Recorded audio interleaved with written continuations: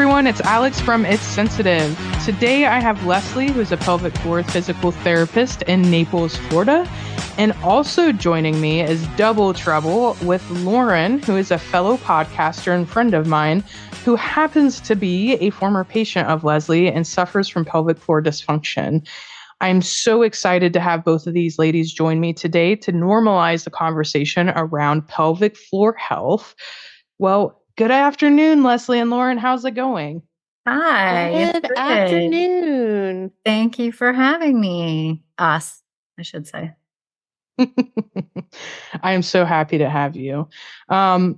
First of all, I appreciate you joining me from Florida. So High Owens this morning had a wonderful tornado siren wake us up at 5 a.m. and we had a couple scary touchdowns. So we role reversed, and instead of me coming to Florida for disaster response, we were part of the disaster today. Oh, wow. Yeah. Everything's okay? Yes, thankfully. For me, and so far I've heard we haven't had any major injuries, but there was definitely some damage done. So definitely my thoughts are going out to those affected by the storms today for sure. Mm. So Lesley, would you like to tell us a little bit about your background and how you got into pelvic floor physical therapy? I know that's a pretty interesting field. So Yeah.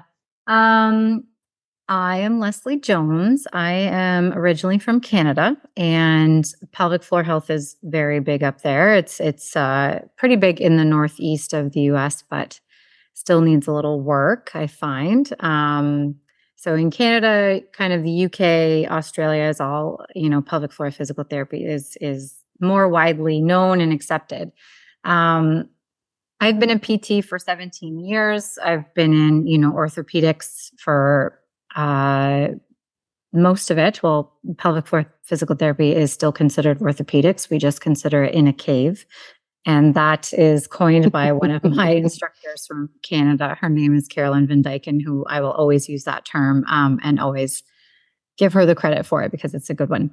So I got into pelvic floor physical therapy, honestly, after the birth of my first child. So things were not the same and things were not as they should be. And in order to have more children, I thought, oh boy, I better work at fixing this or figure out what's going on here. So I started taking the courses and I just fell in love with it and just saw a real need for it and was really, really excited about getting into it.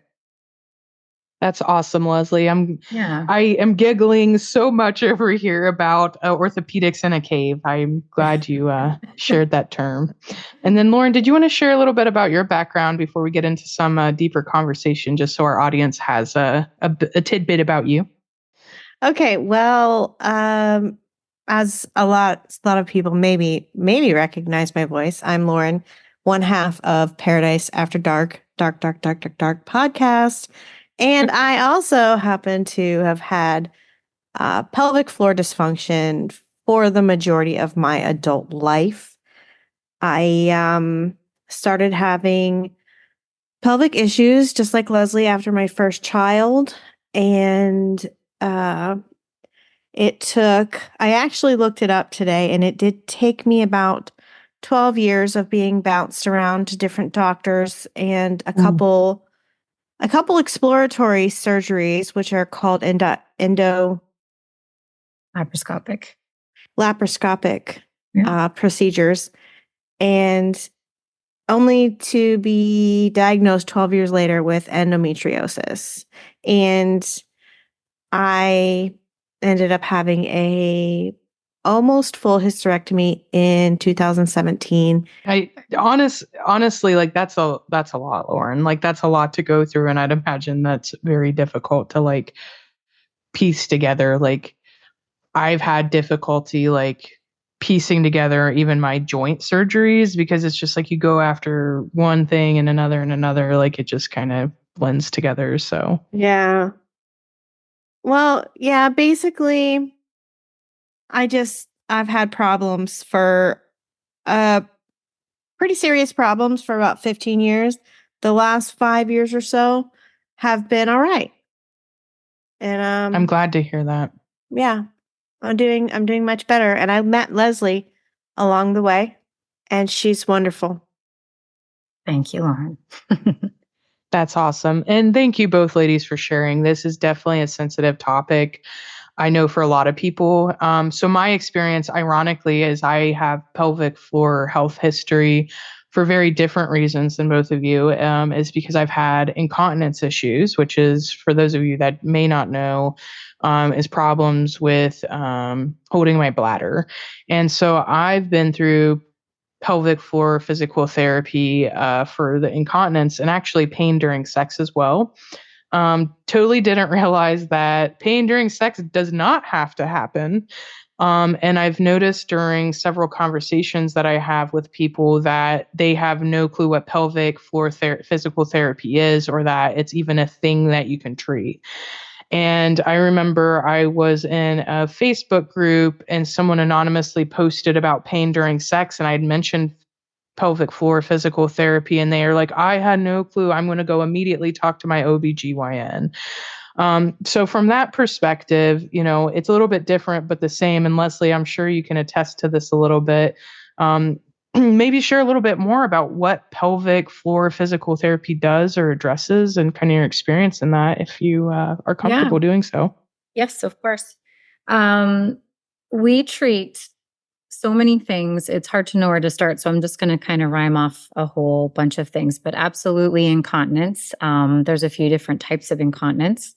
There's stress incontinence, which is like a laugh, cough, sneeze. That's a downward force on the pelvic floor, and that causes some urinary leakage. There's urge incontinence, where it's like urgency. You get this big, overwhelming urge to go. We kind of call it the key in the door phenomenon. You get home, you just got home, you're trying to get your key in the door, and you're like, oh my God, I got to go right now.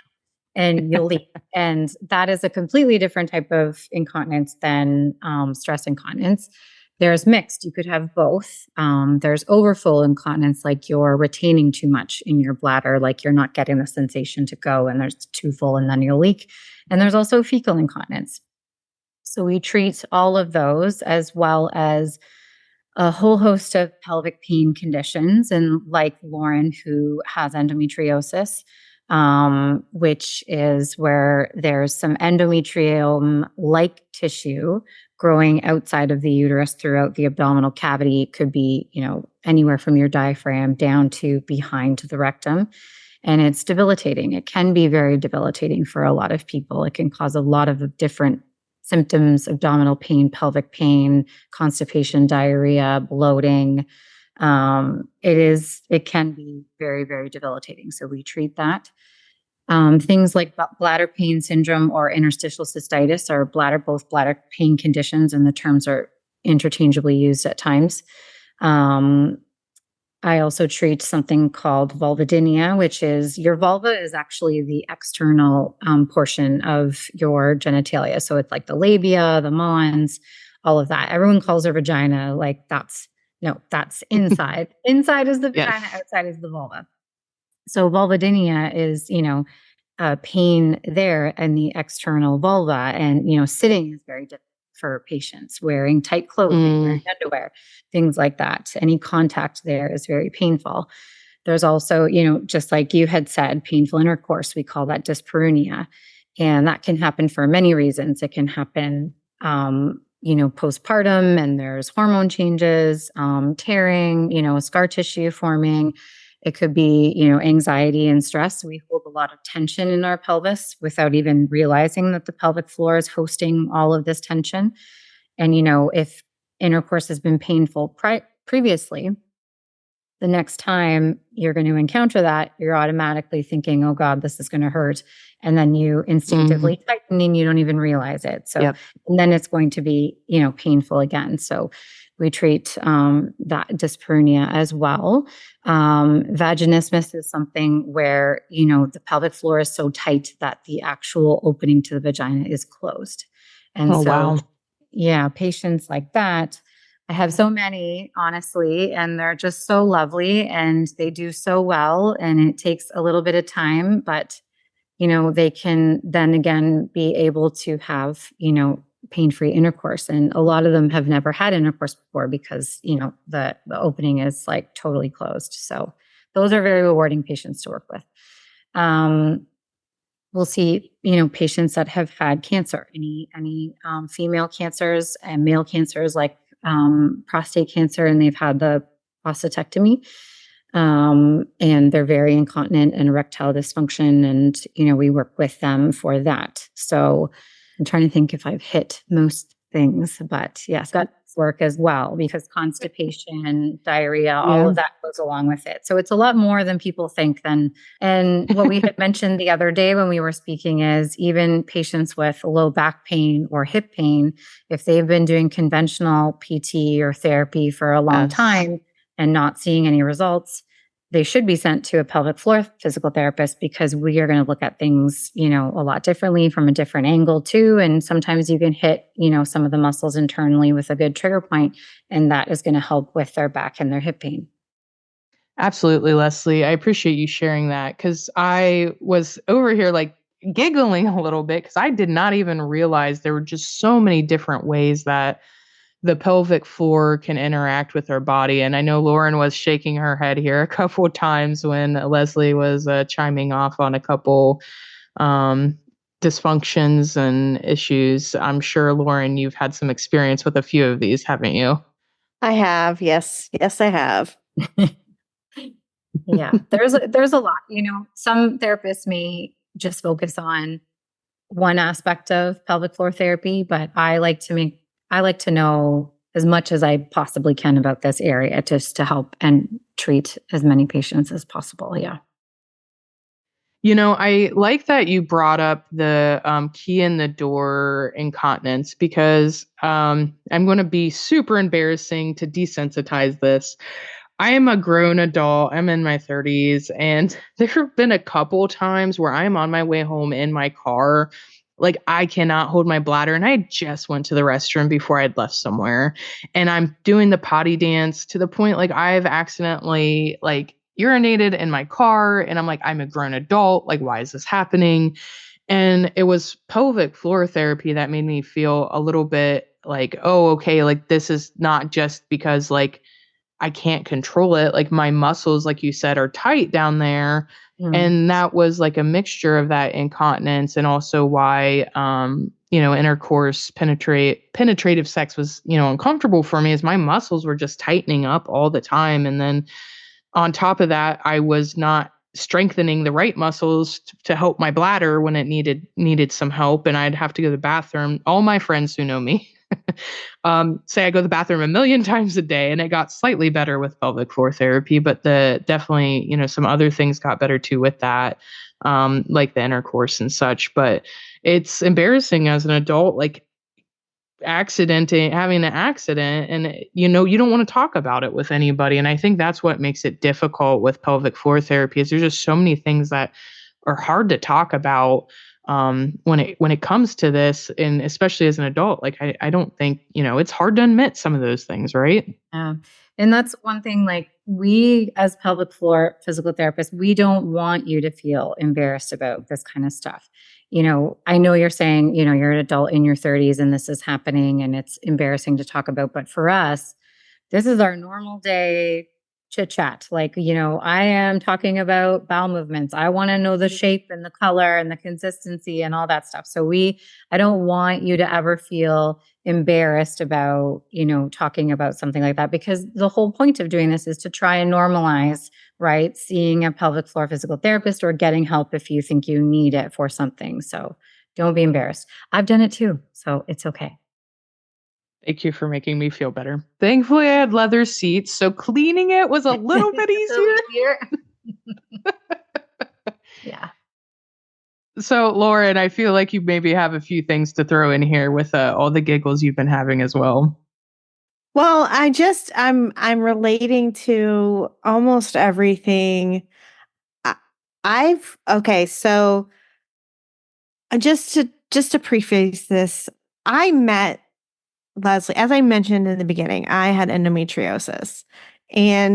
But the reason I met Lesley, the reason I started to go seek out pelvic floor physical therapy, was because I was having pain in my tailbone, which was so weird to me. I was like, what the heck is going on with my tailbone? I couldn't sit. I ended up having to sit on like a donut pillow for a while. Mm-hmm. And I could not figure out what was wrong. I had x-rays done, and finally I met Lesley, and I think it was in the first or second session.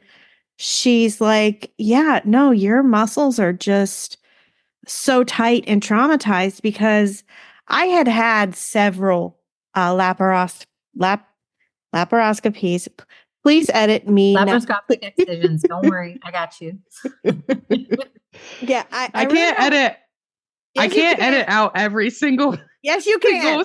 scientific term from the podcast.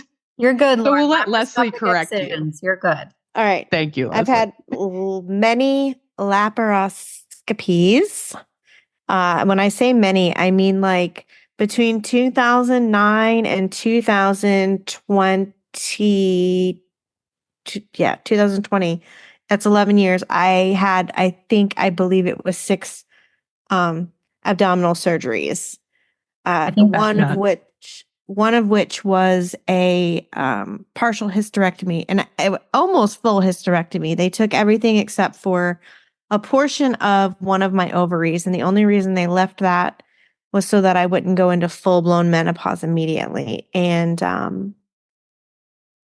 anyway, back to my tailbone. Turns out that because of the trauma that my pelvic floor had endured during all of those, probably looking back, unnecessary surgeries, my muscles were traumatized and they were tight. They were so tight. And I was dealing with painful intercourse. I was dealing with, cramping and even like lower back pain and this gosh darn tailbone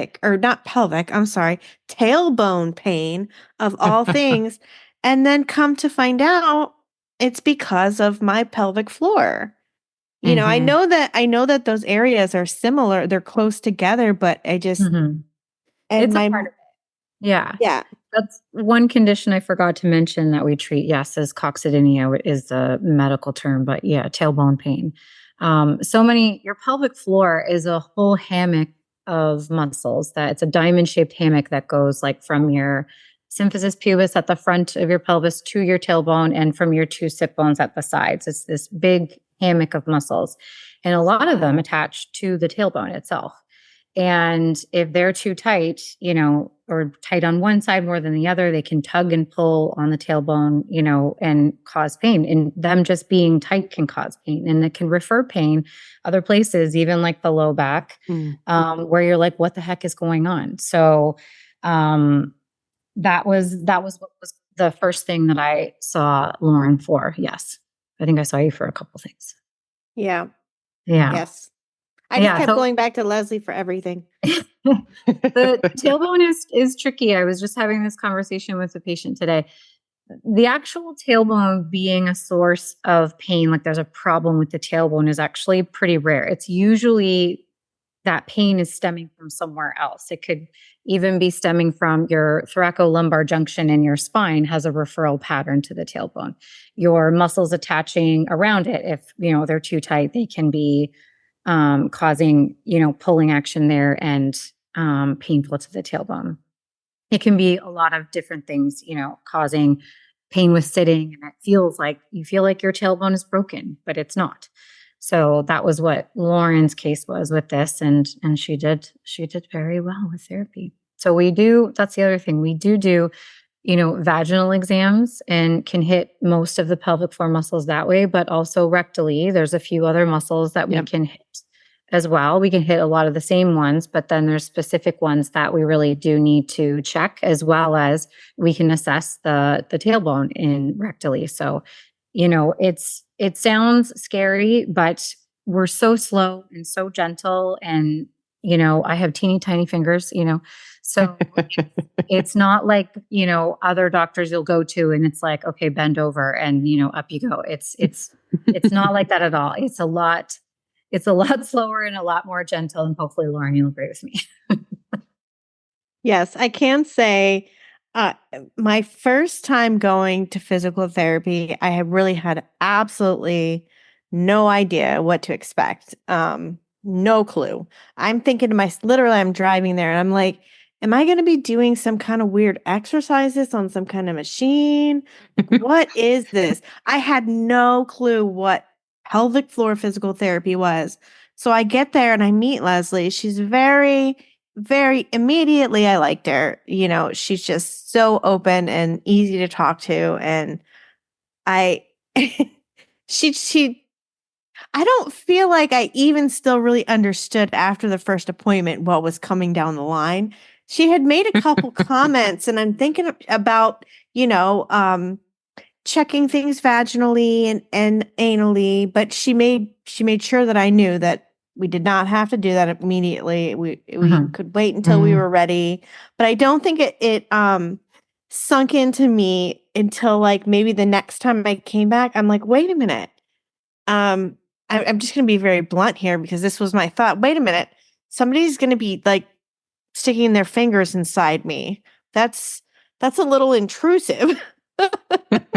I mean, that was my thought. But after a few, so it didn't start out like that at first. Lesley did a lot of outside work. Even I remember she was hitting pressure points like on the inside of my thighs, on portions of my back, on my belly. She was doing a rolling because I had a lot of scar tissue, and she was rolling that out.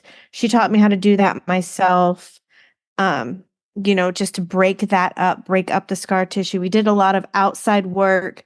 And I think maybe it might have been on our like fourth session that I was like comfortable and I was like, all right, let's try this. And honestly, I did not, maybe it's Lesley, maybe it's how they're taught, maybe, I don't know what it was, but I was just felt 100% comfortable and confident and trusting and was able to definitely improve with the treatment.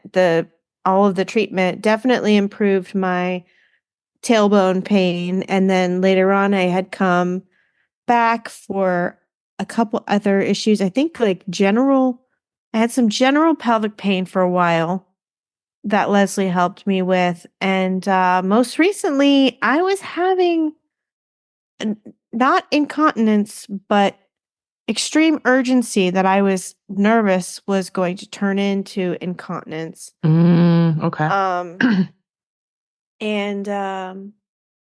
But it turned out I was just apparently drinking too much water. That's what that's what Lesley told me. You priority. Normally I'm fighting, to get patients to be more hydrated. Everyone thinks if you drink less water, you'll leak less. That is not true. And it's actually the opposite. When your urine is really concentrated, it's a big irritant to your bladder. And we can talk more about bladder irritants, but when your urine is really concentrated, when you're really dehydrated, you actually will leak more because your bladder is so irritated by this concentrated urine that it'll spasm to try and get rid of that urine. When you're more hydrated, properly hydrated, you actually leak less. However, in Lauren's case, I'm not sure how you're getting this much water. You're drinking 160 ounces, 180 ounces. I don't know. I had that large cup. Oh God, it was so had big. The big gulp. Time. No. It had like it had like by 8 a.m. I had to drink this amount, and then 10 a.m., noon. It was like this giant cup. 120 ounces or whatever I don't understand. I still don't understand American terms with gallon, half gallon, whatever. What's a gallon? I was drinking like 2 of those a day, and apparently that's too much. Okay, so if that was 120 ounces or 128 ounces, whatever, and you were drinking 2 of those, it was like 280 something ounces. Like your poor kidneys and your bladder are filtering so much every day. No wonder you were having urgency. Just like to point out that I am drinking a large cup of water right now as we're recording this. Well, it's important to stay hydrated, but there's times where you can drink too much water. So, but that's I don't use that cup anymore. Oh, okay, good. Yeah. And this has been your talking to from your friendly local doctor. No. Yeah. So Um, one thing I wanted to mention, I don't typically get to an internal exam on the first day. I think Sure. it's important to explain everything, educate patients, make sure they're comfortable with you. A lot of my patients have been through some form of trauma in their life. So the last thing I want to do is, have them do something that they're truly not comfortable with yet. I want them to think about it, wrap their head around it, understand what I'm talking about. A lot of therapists who I love and respect are like, nope, first day, number one, boom, we're doing this. I would rather spend more time listening and educating and then make sure that they're comfortable with an internal exam. So, and, what I say to all my patients is, we have to go external to internal. There's no point in jumping to an internal exam when we haven't seen what everything else externally is doing. So we look at everything from your rib cage to knees, front and back is all related to what is happening with the pelvic floor. So this is like the spiel I tell all my patients, like your diaphragm works in unison with your pelvic floor like a piston. So if we're not breathing properly, our pelvic floor never gets to relax and contract as it should with every breath. So, I talk a lot about breathing and why that's important. And then, we look at all the abdominal muscles that come down and attach on the pelvic brim. There's you have a lot of hip flexor muscles. There's psoas, there's iliacus, there's your lower rectus abdominis that are all, if they're too tight, they're going to be putting more pressure, on the pelvic floor and the bladder and organs that, can be contributing to their pain. And in Lauren's case with the scar tissue and the multiple excision surgeries, every surgery we heal by forming scar tissue. So it's not elastic and like our regular tissues, and it gets its own pain nerve innervation, and it loves to stick and adhere to things that it should not. So I do a lot of connective tissue fascia work. I do visceral manipulation where we're literally making sure that everything is moving the way that it should be and things aren't too tight and impeding, function and also causing pain. So we look at that. And like she said, her inner thighs, they have referral pain patterns that can go straight up into the pelvic floor. So I always want to check those and make sure that they're not the source of some pain. And then, we'll look at lumbar and all your glute muscles, hamstrings, everything, because they can be contributing to the pelvic floor pain. So there's a lot to start with externally before we jump to anything internally, but that's just how I like to practice. And again, not knocking any therapist that does an internal exam on the first day, but I find, I like to gain trust and explain and, have them wrap their head around it a little bit. Yeah, a couple of things came up when you were talking. First of all, it astonishes me. I've been in physical therapy for a lot of different joint issues a lot. And every time I talk to any type of physical therapist, I'm always astonished with how interconnected our bodies are. And something that kind of jumped out to me there was that breathing works with the pelvic floor. And it made me think about how when I run, how sometimes I feel better if I'm doing breathing exercises while I'm running and focusing on that as opposed to just running. And sometimes when I'm shallow breathing, I just am sore all over and similar with the knees and, the glutes and stuff like that. I was just telling my knee physical therapist today that my lower back was hurting because I changed my gait, but that's all related to the pelvic floor and hip area. And I think it's important to note, like with what you were saying there, is sometimes all is not what it seems, right? And I think that kind of calls back to what Lauren was saying in the beginning is you went, Lauren, through a ton of different, I don't want to say exploratory, but like not helpful surgeries to come down to a root cause that was endometriosis.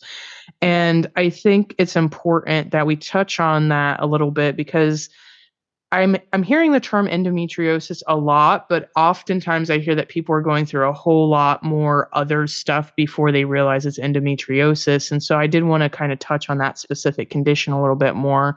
And Lauren, if you're willing to share a little bit about that condition, just what are some of the challenges there? And Lesley, from your perspective, kind of what we're running into with specifically endometriosis diagnosis is because I'm hearing it more and more and it's becoming more common. But based on our conversations, I don't think it's more common. I think it's just being more diagnosed properly, right? Yeah, it is. It's actually extremely common. It's one in 9 women, 1 in 9 uterus owners will have endometriosis. It is actually very common. It just takes an average of 8 to 10 years to get a proper diagnosis. Wow. So it's really a long time. It's very unfortunate to suffer, for that length of time before you know even what we're dealing with and to treat it properly. Yeah. Yeah. And as far as diagnosis goes, I think the reason why it takes so long, and I think I mentioned in the beginning that for me, when I went back and actually looked at my records and whatnot, it did take me 12 years to get the firm diagnosis. But, Lesley, you had sent me something the other day about medical gaslighting. And that is something I 100% experienced with several different doctors where you're not believed. So my mother was a nurse in the operating room for about 20 years. She stood in and helped with a lot of gynecological OBGYN surgeries. And the doctors used to call them whiny gynies, which was a term for women who complained about pain. And this is back, I'm saying, in the 90s, early 2000s. And it was 2009 that I had my first exploratory surgery due to pelvic pain. And they said it was just a cyst. They got rid of it and they said I was good to go. Then a year or so later, not even a year, it happened again. I think I had my next one was in 2013. And then it became an annual thing until about 2020. Wow. I called it my annual clean out. But it wasn't until I met, and I'm going to put the name out there because, I mean, he helped me quite a bit. His name's Dr. Joseph Gouda in the Florida Bladder Institute in Naples, Florida. And he was the first doctor that actually looked me in the eye and said, I believe you. And that was, I think I may have even teared up because after so many years of being told, oh, it's in your head, or have you thought about changing your diet? You might want to lose some weight, or, it's just period cramps. It's, get a heating pad. Medical gaslighting is like the perfect term for it. And I can almost get emotional right now talking about all that I went through. And even after getting the diagnosis with Dr. Gouda, we were still in the age, and this was literally less than 10 years ago. We were still in the age where they were saying that a hysterectomy was a cure. Now, looking back, absolutely not a cure. Now we've learned that is absolutely not a cure. And now I don't have a uterus. I don't have fallopian tubes. I only have one tiny piece of uterus, which I think has pretty much dried up and died. And I am 40 years old and I have gone through 100% through menopause, out the other side. So now I have a whole slew of other hormonal things, vaginal atrophy, there's a lot more to it. And it's just a wild, hard ride, a hard road to go down. And I wouldn't wish this disease on anyone, not even my worst enemy. Honestly, it consumes your life. And yeah, it's pretty brutal. I appreciate you sharing, Lauren, because I can feel that pain, like that emotional pain you're going through right now. I couldn't even imagine the physical pain you had to go through. And the scary part, I think, for me is you are not the first person to tell me that you've been through so much. And it's hard to imagine how many people are just suffering and waiting so long to get help or the proper diagnosis. And I appreciate you sharing that because there could be somebody out there going through the exact same symptoms right now and have no clue that it could be something like endometriosis. And I think that's why this is a great topic for us to touch on and talk about and normalize, because the more we talk about it, the more likely it is somebody's going to notice, oh, that sounds a whole lot like something I'm suffering from. Or, for Lesley, having someone referred to you to help out with that, and Lauren, I think you had a few more words to add on there.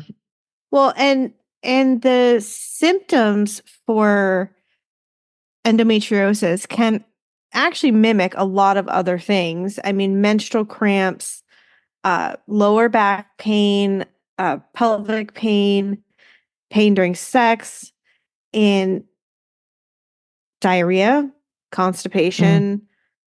What else? Now I'm losing it. No, Bloating. you got Blo- you I'm got sorry. a lot of them. The thing that is such a misconception is, bad period cramps and back pain is normal. It's not normal. It should not be normal. But because it's been normalized, in our society, it's like, she has got her period, she's in pain, whatever. It should not be debilitating. The thing that we always look for if there's things that patients will say to me, and I'll cue them with questions, and I immediately will be like, they sound like they could have endometriosis. It's usually very heavy, painful periods where you might miss a day or two of school or work, because it's so debilitating. Painful intercourse, gut health stuff like constipation, diarrhea, all those, ding, ding, ding, you should be thinking endometriosis. But like Lauren was saying, that all seems very normal, in our society, but it is not. So, anytime someone comes in and we start talking about their cycle, and, they start saying how heavy it is and how it's, debilitating, and they have a routine that they've got to jump on really quickly just to manage their pain, to not miss work. And I'm like, okay, how's intercourse? And then, you ask all those questions and you're like, okay, then I start thinking, that it very well could be endometriosis. Yeah. Yeah, I think that's a good call out, Lesley, because I think that's where having more conversations, even with your healthcare providers about that, Mhm. and the debilitating pain, like, to me, just resonates, in the period cramps, because unfortunately, even in the highest of offices in the United States, we've heard jokes about, well, we can never have a woman president because she'll have periods and she'll get cranky and she'll do this. And Yeah. it doesn't matter where we've been. We've all heard that stereotype, right? They And should just put me in there because I don't have periods. Lauren for president. I'm running for office. I'm running. Lauren, 2024. Anyway, another thing I really kind of wanted to touch on that affected me personally, as far as endometriosis, was before my official diagnosis. My husband and I tried. We didn't actively try. It was one of those things like, let's just have a bunch of sex and see if this can happen. And I knew after about a year, I knew something was I mean, I already knew something was wrong because I was already having problems at the time, but that's something that this disease has taken from me that I want to say is one of the more emotional things. One of the pain, the surgeries, that's over. That's healed for the most part. I'm not in chronic pain anymore, but I feel like if I had been diagnosed earlier, or if there was some sort of cure, or if I hadn't been called a whiny gynae or treated like a drug seeker when I was trying to get help, maybe I could have had more children. Maybe, my life would be completely different. I mean, this type of thing, it's not just something that you have and then you get rid of. This is a disease. Is it considered a disease, disorder, disease? Yeah. I mean, this really can affect your entire life, your future, like your plans, it all aspects. Mm-hmm. Yeah. And, like I used to go to a fitness boot camp 3 times a week. I saw a personal trainer once a week. I ran obstacle races like the Savage Race, the Spartan Race. And I mean, that was kind of my thing for a long time. I was in such amazing shape. And then everything just went to shit. It felt like at one time, everything just went to shit. I ended up having like 3 surgeries in 3 years. I gained a lot of weight. And real quick, Lauren, this was during or after your hysterectomy removal, or sorry. It was before my actual hysterectomy. Okay. Continue. I had a couple laparoscopy surgeries, but those are not too bad. They're relatively easy to bounce back from. It's they make 2 to 3 very, very small incisions, and then they stick a camera inside of you, and they do it all very I don't know, not with a remote, but it's not invasive. It's not invasive. It's not invasive as in they're not making a big incision, but you have to remember they are still rooting around there searching for the endometriosis, throughout your entire abdomen. So, right. But hysterectomy is definitely invasive. And since then, I was told by my doctor that I really should not do any type of squat activities, even lunging to a certain extent. I see Lesley shaking her head. I'm just telling you what the doctor told me. I know. I'm going to pipe in a minute about that. But I was told that now that my uterus is gone, I'm at much higher risk for bladder prolapse. So I need to avoid putting a lot of pressure on my pelvic floor, which is what you do when you're like weightlifting or squatting, or, I mean, there's so many. And like I said, I went to fitness boot camp. I saw a personal trainer. I was in the best shape of my life. And I can't even do squats. So yeah, and I know why he was saying that, and I do agree to a certain extent. Your uterus is encased in what's called the broad ligament. It's a really big, broad ligament, and it's a very stiff, supportive structure for the bladder that sits, kind of on top of it. When you take out the uterus, that ligament structure is gone. So then there's not that ligamentous, support for the bladder under that. However, that doesn't mean you can never squat again. That doesn't mean you can never do a lunge again. My goodness, like these are normal daily activities that we need to be able to do just to function in life. Like, you've got to be able to bend over and pick things up. But there's a time frame, like, in the first 6 to 12 weeks after a hysterectomy, no, I would not be jumping back into boot camp. And I would work with you on safe ways to get back into it, and making sure that everything is strong and you're not pushing downward, like, intra-abdominal force downward, to be pushing downward on your pelvic floor and your pelvic organs so that you're not going to prolapse. He's not incorrect. Yes, you are at a higher risk for prolapse, but if you can still do things safely in order to exercise and run and work out and all that, and I don't want you to be nervous about that in the future, and that's something that you and I can talk about another time. Okay. Yeah. I wanted to touch on that Laura was talking about in the beginning there about fertility. About 1 in 9 uterus owners have endometriosis, and about 35 to 40% of those have fertility issues due to the endometriosis. So it is not every person, but it is a fair large amount of patients that will have some fertility issues. Yes, which is difficult and sad. Yeah, thank you, Lesley, for bringing that up, because I was going to touch on that.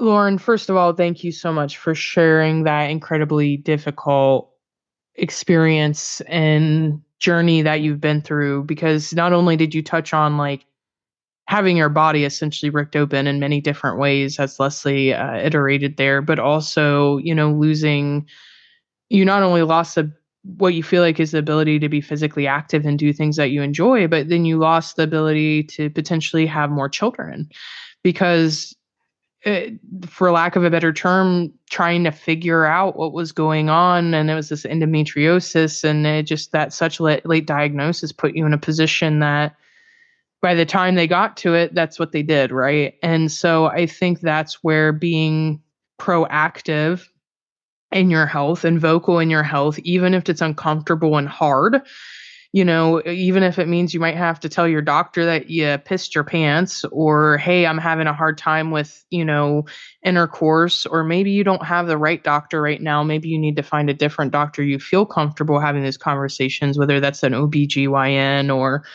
a primary care. And I do want to pause here for a minute because I've talked about this before, but having a good doctor that you trust and is in your corner is so important. I was incredibly grateful that I actually had my primary care physician because I started missing my periods when I was 20 and I wasn't pregnant, and I got referred to an OBGYN, and that was the very first doctor that I got on healthcare with because I didn't have healthcare as a child. And so I was like, hey, I'm missing my period. Something's wrong. And that was the first doctor that I created a relationship with. And she was incredibly kind and caring. And Lesley does a lot similar things that you do, is listens to her patients and asks questions and is there for the patient and spending time with the patient. And she was the one who referred me to my primary care, who is also an amazing human being. And I've had him now 15 years, and I can tell him the truth. And we've had tough conversations, and we haven't always agreed. But something I've been flabbergasted by is I've had a lot of people lately tell me that they've had doctors who just flat out won't listen to them. They say they need surgery when they're not asking. They want to try, conservative approaches. They can't have a conversation with them. And they just feel like they're doctors in there for 2 seconds and can't even, ask a question. And I think before we get to any of the pelvic floor stuff, you have to find those doctors that are in your corner. And sometimes that might mean doctor shopping and finding the right doctor for you, because not every doctor is going to be the right fit for you. And Lesley, I see you shaking your head on this one. Yes. I agree. But yeah, so along those lines, thank you for sharing, Lauren. And I'm sorry you had to go through that because that's incredibly difficult. But hopefully on the other side of this conversation will help somebody to have that conversation. It's interesting. Yeah, it's interesting too, because those statistics are really high, Lesley. I know. Yeah. Yep. I know. It's a tough one. It's a tough one because, when you think 1 in 9, when are we in a room with, 20, 30 women, at least 2 or 3 are going to have it in that room. So it's, and it's not, it's like Lauren said, it's not, having a hysterectomy is not a cure. The old thinking was, it was due to menstruation regurgitation, like it was actually coming out the fallopian tubes into the interstitium in the abdominal cavity. And that's what was causing it. That has been absolutely disproven by a very, very smart, lovely doctor named Dr. Redwine, who actually passed away this past year. And I was lucky enough to meet him last year. It is actually in our embryology. It starts from there. So it starts from when you're in the womb. So it is absolutely not. So taking out the uterus is not going to stop that.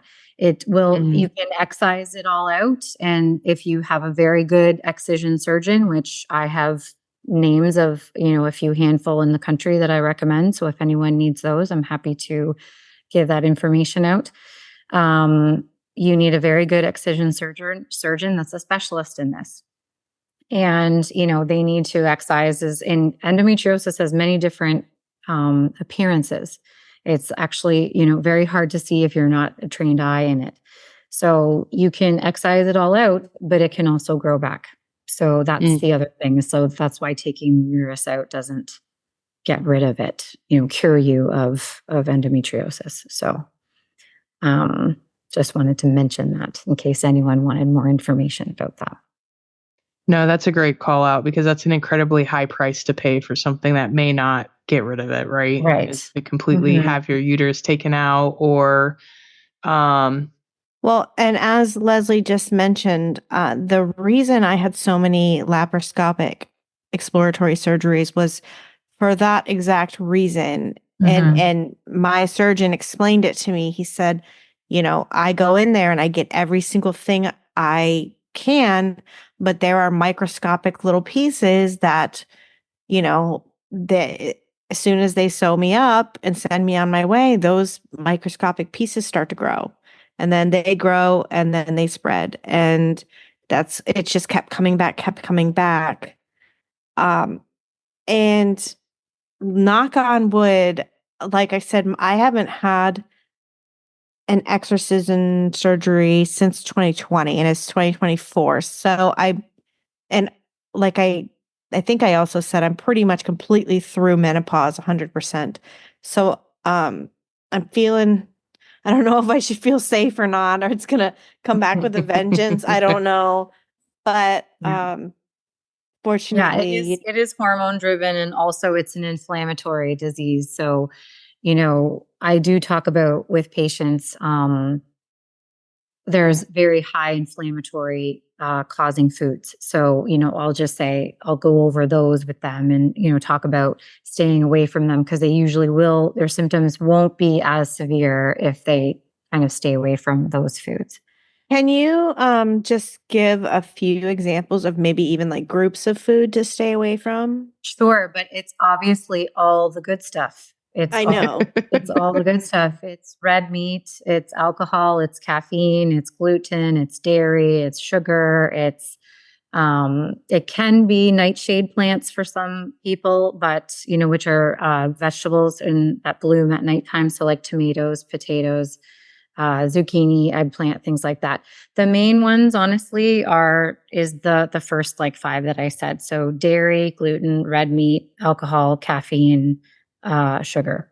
So darn. And that's why people feel better on fad diets, is they cut those things out and they have less inflammation. Yes. Yeah. So it's good for your whole system, but specifically with fun at it's good for your whole system. And again, I treat a lot of patients with gut health issues, but particularly with endometriosis, it's an inflammatory disease. So that is one piece of treatment that's helpful. While working with a pelvic floor physical therapist, a good excision surgeon, all the good things, like, good amount of exercise, good sleep.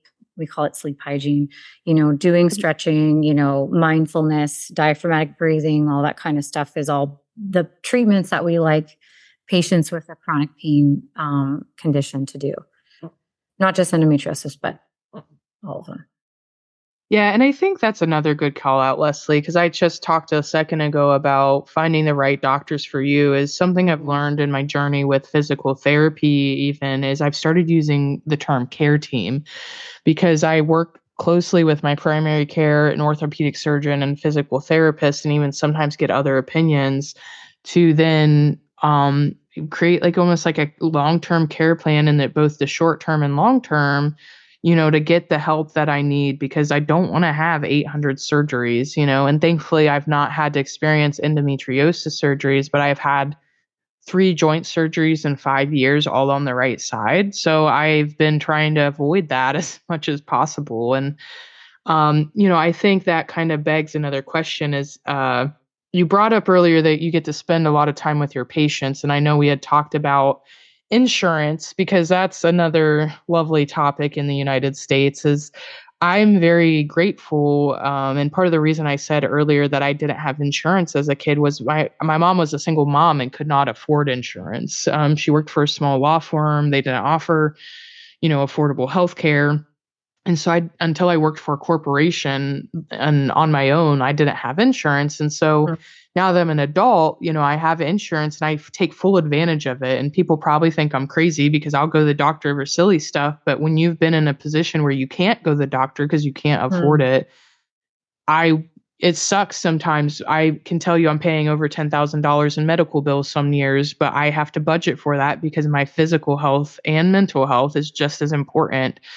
And I just wanted to touch on that because we were talking about insurance a little bit, and you said you had the ability to maybe spend a little bit more time with your patients, but it comes with some logistical problems, right? Yeah. So, I've worked in outpatient clinics, for 20 years. And the issue with insurance is that they are reimbursing less and less, as the years go on. So, what do you do in an outpatient clinic? You have to cram in more and more patients to make, any money as a clinic. And, I used to see 2, 3, 4 patients an hour. And you're running all day. And, I want to give the time that each patient deserves. And if I'm constantly, anxiously looking at my watch at like, oh God, one's coming in 3 minutes and I'm nowhere near done with this patient, I didn't want to do that anymore. So I started working at a specifically only pelvic health physical therapy clinic. And it is a cash-based clinic, which means, yes, you have to pay. You can submit to your own insurance. Like, we don't deal with insurance companies at all. You pay, we give you what's called a super bill that has all your codes and ICD-10 codes and everything on there. And you can self-submit to your own insurance. And I spend an hour with every single patient. It doesn't matter, the evaluation is an hour, every visit after is an hour. Because I want to be able to spend the time with these patients and they deserve it. And, if I was at an outpatient, clinic that still accepted insurance, half the time their copays are $65 to $95 for a copay. I charge $150 an hour, but you get an hour with me, whereas you would have seen me for maybe 20, 30 minutes at most, in an outpatient office without, going and doing exercises in the gym and stuff like that. So I want to spend the full hour with my patients. So that's why I decided to do cash based. And, to be honest, I think it works really, really well. And patients want to be there because they want to get better. So. Yeah, I think that's a great call out too, because I unfortunately have been dealing with out of network insurance for mental health lately. They were in network, now they're out of network, and it's just a headache, but it's a headache sometimes worth having. Insurance sucks either way. We all know that. Yeah. Yes. But So. I've noticed with out of network, it's not as bad as I thought it was, and I at least get to see someone that I can spend quality time with who knows me in the mental health setting, and it's similar even in the physical health setting. Is being able to spend a whole hour with a therapist or a doctor is so helpful, because I know, and even in my normal PT clinic, they have to stack at least 2 patients on top of each other in the same 30 to 40-minute window. And, they're pretty good about being individualized care. But like with pelvic floor therapy, like that's not going to happen. No, You're doing some no, I invasive did that stuff. for I a hope you long don't. time. Yeah, it's so intimate and you have so much to talk about. And, sometimes patients would want to, patients want to talk for the first 10 minutes and just go over their homework, go over what they've been experiencing, all of Sure. that. Well, if you're seeing 2, 3 patients an hour, 10 minutes, half your time with them is gone. So when you spend an hour with them, you have plenty of time left over to get to the manual work that you'll want to do with them. So, or exercises or whatever you want to do. Cause you've got a whole hour. So. Yeah, that's awesome. Mm-hmm. So, talking about insurance and difficult to handle situations, I think it's interesting because we mentioned a little while ago, you had mentioned with when you're explaining what pelvic floor PTs do, um, we had talked about male or, men with without uteruses, pelvic health is a thing too. And I think as much as women don't know that exists, I'm very sure that a lot of men don't realize that exists either. And I know we wanted to touch on that a little bit because male pelvic floor health is just as important as women pelvic floor health as well. Yeah, absolutely. Yeah. So it's very, common to think, oh, women leak after having babies or postmenopausal, hormone changes, there's aisles and aisles of poise pads in every grocery store. But we don't always, think about men. And men have pelvises too. Men have bladders too. Men have rectums too. So, they have, just as many problems as women do with pelvic health and incontinence and pelvic pain and things like that. So, I mentioned earlier, I do see a lot of male patients after having prostate cancer removal surgery, which is a radical prostatectomy.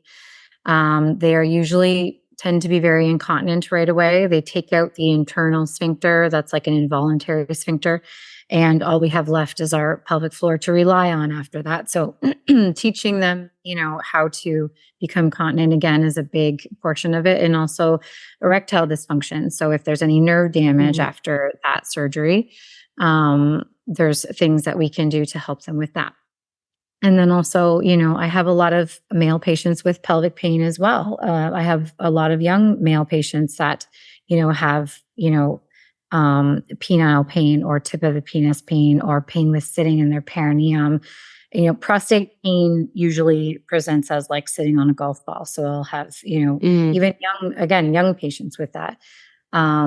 And if their pelvic floors are too tight or not functioning properly, or, then that's going to create problems as well. I have a patient right now that had radiation to his prostate, and then there's tissue changes that can happen due to radiation, and they usually start 6 months up to 4 years after radiation. So he has a lot of urgency. All of a sudden, in the last 2 years, he had radiation 5 years ago. And, there's definite tissue changes, around his bladder, and he's got terrible urgency. But in working with me for a few weeks, his urgency is getting significantly better. So there's so many different things that we can still see with men. I'll have patients with colorectal cancer, and, they'll have their rectum removed, and they'll have a colostomy bag for a while, and then they'll reattach the colon to, the anus. And, getting them a little bit more continent with their bowel movements, and just, again, working with all that scar tissue in the abdomen. It's a lot. So yeah, there's a whole host of male pelvic issues that they need to come in and see me. And it's about half of my patient load, I would say. Yeah. When I started out in pelvic PT, it took about 4 years to get a man through my door. I think too, it's also getting to know where I am or pelvic PT in their city. And, now I have a very good relationships with urologists in town, and, even OBGYNs in town. But, and then they know to send them to me. But we do see a lot of men at my office. Yes. I'm glad to hear that one, men are seeking out help and getting referrals, and that you have those good relationships. And I think that just kind of resonates with what we were just saying about having a care team and finding the right doctors for you. And I think that's another thing too, is we had talked a little bit offline of like how important it is to find resources, right? You might be in a remote area, and you had mentioned that you have a network of pelvic PTs all over the world. So don't be afraid to reach out. We're here to desensitize these issues and normalize these conversations. And, I really appreciate you, Lesley, coming on to talk about this, and Lauren sharing your own personal story, because these are incredibly hard things to talk about. And Lesley, you're a pro at it, we can tell. But it's hard, I think, even in your profession, to be willing to come on a podcast, because, you got to be careful with what you say, and, but you have a lot of good knowledge that's really important to share. And I think the courage both of you showed tonight has been incredibly meaningful to me, because I think these are topics that are so, so important. And I think we brought up a lot of great points tonight. So before I close out, any last words? No. Last word sounds so final. Let's say, but is there anything else you'd like to share? Even I mess up sometimes, guys. Yeah. No, you're fine, Alex. No, just that I'm so grateful that you asked, me to do this, and I'm very happy to be here, and always happy to educate on pelvic health. And yes, if anyone listening is, having trouble finding someone like me, there's a few websites you can go to. The APTA, our national organization, will have a PT locator, and also pelvicguru.com. You can find pelvic specific therapists on, as well as pelvicrehab.com. You can find specific therapists. And, if anyone needs to reach out to me at all and has a question, I'm happy to answer. My handle on Instagram is Below the Belt Physio, and my office Instagram handle is Southwest Florida Pelvic Health. So happy to answer any questions. And I would just like to say, as a pelvic health patient, that it may sound strange and it may turn you off or freak you out at first, but trust the process, because this type of therapy really does help. It's helped me in a few different areas, not just the endometriosis. Like I said, I've gone back to Lesley many times for even different issues. But just don't be embarrassed about it. This is what they do. This is what Lesley does for a living. Nothing you say is going to gross her out. I know this personally. Nothing will. And if somebody gets into, this is my own theory, is that if somebody gets into and does the education and goes through everything to be a pelvic floor physical therapist, they really want to help people. They're not going to you don't need to be shy. It can be awkward. It can be weird, but just trust the process, because it is wonderful type of therapy that can help a lot of people. That's the last thing I have to say. Thank you, Lauren. I meant to say too that it's not like going to the gynecologist. There's no speculum. There's no stirrups to put your feet in. You're not shoved to the end of the bed with your arse hanging off the table. It is, you are, lying comfortably on the bed with a gown draped over you, and I'm sitting next to you and using, one finger for an exam. And this is the only way to get to those muscles. So it's just like treatment anywhere else. It's just happens to be in a cave, as we say. But yes, it is, we take it very seriously, like Lauren said, and, we're very happy to help it. But yes, it's not as scary as it sounds. And we hope that you feel very comfortable coming in to go through this with us. Awesome. Yeah. Thank you so much for sharing that perspective too, Lauren, because I agree with you.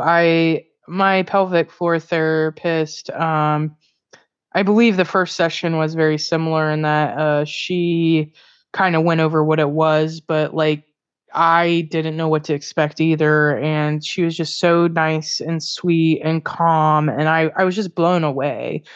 And I thought I would be way more uncomfortable about it than I was. And after a little while, I'd ask her questions about pelvic floor therapy. I'm like, do people get weirded out all the time? And she just would answer my questions. She was so, so sweet. But to your point, Lauren, people who get in this profession do it because they care, and I've only had positive experiences in that realm. So definitely if you feel like you're in a position where pelvic floor therapy may help, reach out to your care network, have a referral, or we'll also post the links that Lesley mentioned also in the podcast episode notes, so you can easily get to them. And I do want to give a shout out to Lauren too, at @LaurenSamples_FLA for Florida.